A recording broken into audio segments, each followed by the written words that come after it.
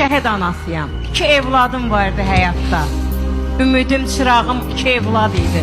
İkisini də 44 günlük müharibədə şəhid vermişəm.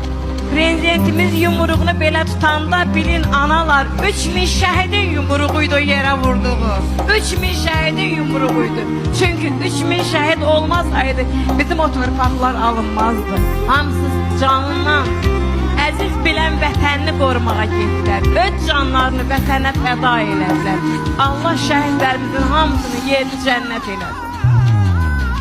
2 evladım var idi. Arkada evladım yoktur. Tek anayam.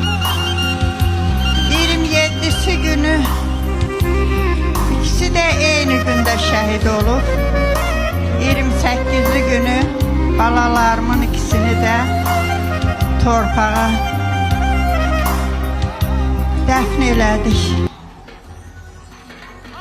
Bu layihənin adı "Mənim oğlum qəhrəmandır.